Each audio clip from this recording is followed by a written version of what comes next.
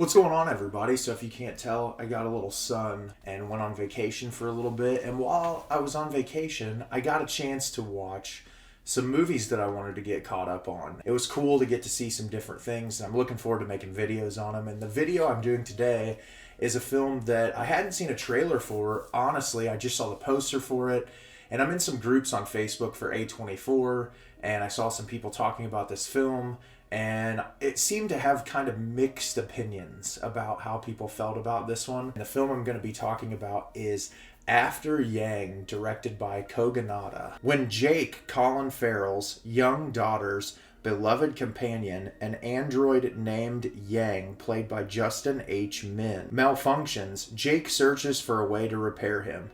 In the process, Jake discovers that life that has been passing in front of him, reconnecting with his wife, Kyra, played by Jodie Turner-Smith, and his daughter, Mika, across a distance he didn't know was there. This was my first film I'd watched by the filmmaker Kogonada. I know a lot of people have talked about his feature debut film, Columbus, which a lot of people say is phenomenal. Still haven't seen it yet, but I've heard a lot of good things. And after watching this movie, I'm really looking forward to seeing it because this film was fantastic. For this movie, The Fallout was my number one spot of films I watched in 2022, and this surpassed it for me. It's kind of a difficult film to explain because of just how immersive the environment is. One of the most uniquely shot and paced films I've ever watched. It feels almost ethereal and unreal while you're watching it, and the way scenes transition just feel so unnatural, but also at the same time they feel it's like almost relaxing and meditative in a sense. And then there's moments through the film that are almost like suspenseful and unsettling, but it's not due to like the musical cues or anything. It's just how the film sort of flows and the way information is presented. The first thing I want to talk about is the cinematography. This movie is beautiful. It looks gorgeous. It's clearly meant to take place in the future. You don't really know what time period it is, but what I really like is it's done in such a minimalist way that they're really only focusing on specific elements of it being really futuristic. You have this topic of androids being introduced. Everything is done in a way that it either hides what limitations the budget has and really showcases the things that make the world feel like it's a different time period. When Yang starts to malfunction and Colin Farrell is trying to figure out how to get him fixed, he gets access to his memories. And when they have phone call conversations, it's really interesting. It's almost like a chip is embedded in them or something, because the aspect ratio changes, and it's like they're looking at each other, but it's in like a boxy aspect ratio to where you know they're having a phone call conversation. And it's so cool, like those little things. And when he's accessing Yang's memories, he puts on a pair of glasses, and the glasses kind of glaze over like sunglasses, and that's when he's watching that. And the daughter even makes a comment like, "Oh, Dad, are you watching a movie?" It's cool that those little technology things are introduced. Whenever Colin Farrell's in the car and he's driving, he's never actually driving. It's like they sit in this thing and it just transports them. And like in the back seat, there's these flowers that are there. And it's so beautiful and unique, and it's really unlike anything I've ever watched. And Colin Farrell's accessing Yang's memories. It's this cool like forest environment that has these dots all throughout it, and he's like navigating and picking which ones out that he wants to view. And it's just all really executed very well. As far as performances go, everyone in this film was fantastic. Colin Farrell is one of my favorite actors, continues to be one of my favorite actors as time goes on.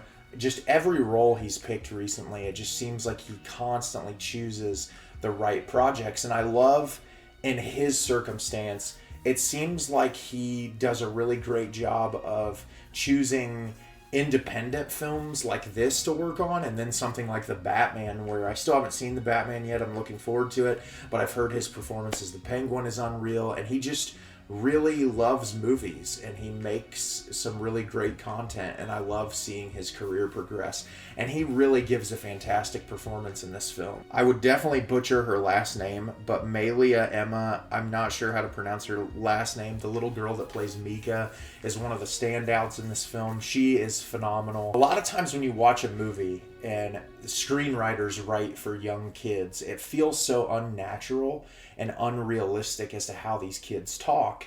And it feels like, oh, an adult is putting these words in this kid's mouth.